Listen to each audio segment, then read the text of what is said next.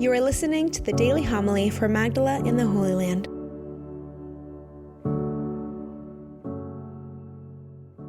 Jesus spoke to them again, saying, I am the light of the world.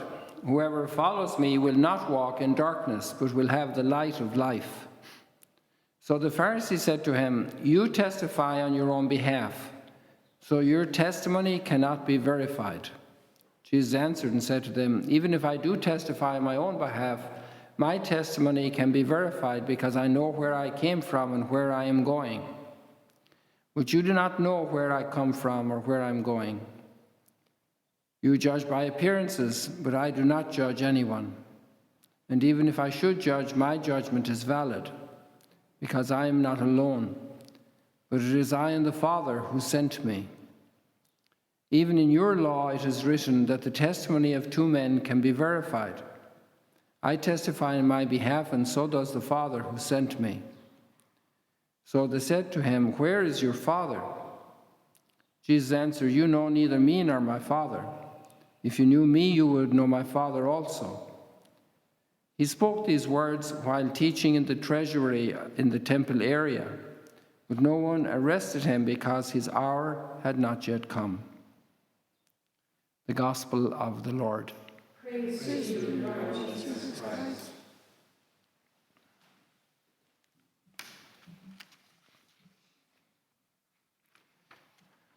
In the story of Susanna, we see many of the commandments are broken.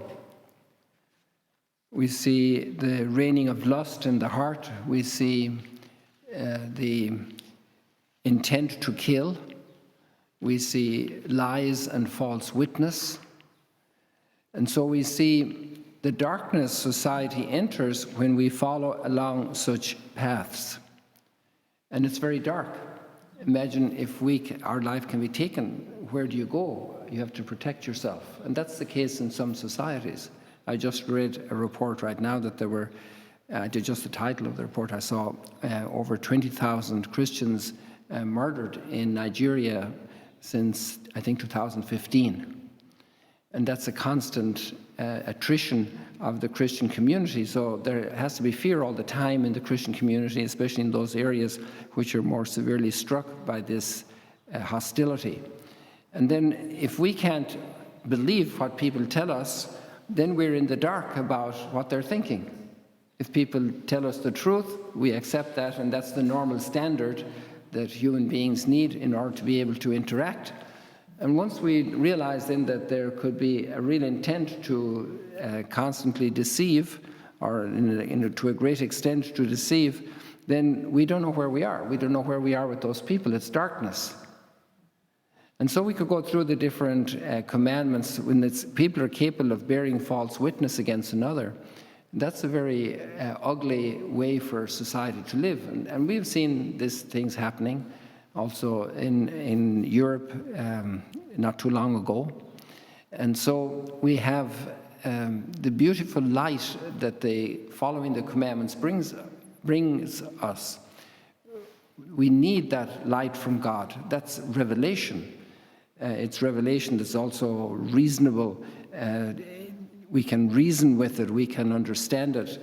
It's part of how human beings should operate. We have enough smarts to recognize that this is the only way to live and to curtail our selfishness.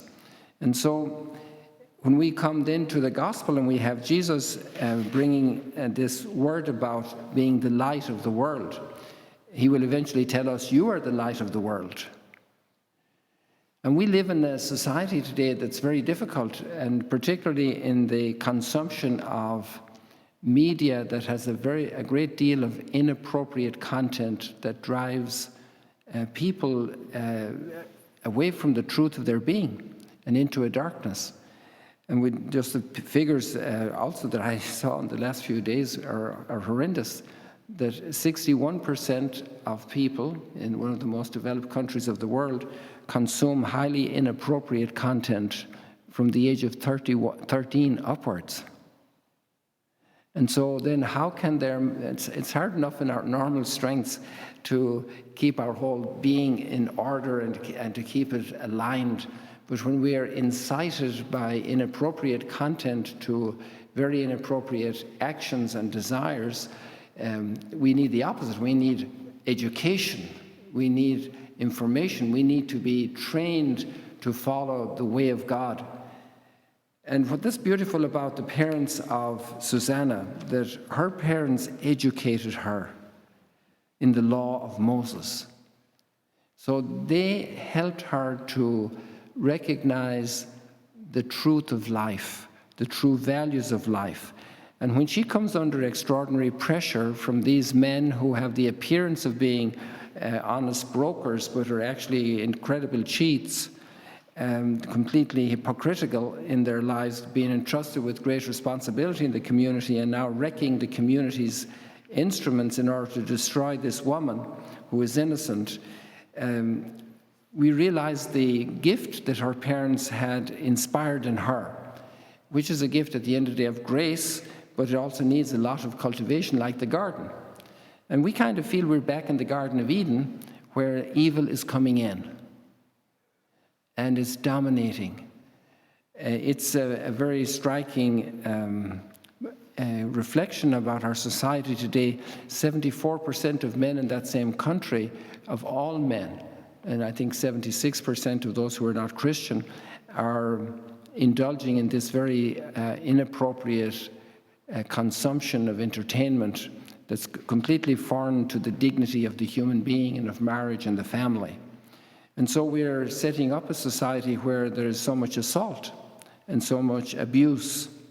And so I think we need to be here at Mass, because Christ is the light of the world. Christ is going to give us not only light, but the strength. And we can be strengthened here at the Eucharist to live our vocation. And we need to be reminded about our vocation. We need to be reminded about these scriptures.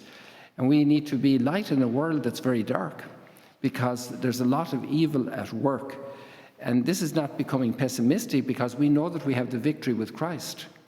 And she had the courage, this woman, to profess the truth, to live according to, and also to resist, not to give in to an easy way out to protect her fame and her society. She stood for truth, she stood for goodness, and this is what we need today. We need people who won't go to certain movies, who will turn away from certain scenes when the family is watching a television, who will educate their children like this and their grandchildren. This is the type of, and we need strength for that, because it takes, there's a price demanded for this kind of behavior. We can feel rejection, we can feel misunderstanding, we can feel that we are labeled as out of touch with society. And so let us pray in this Mass that many people will let God work in their conscience. Let them rise to the greatness of human dignity and bring another ray of light into a world where there's a lot of darkness.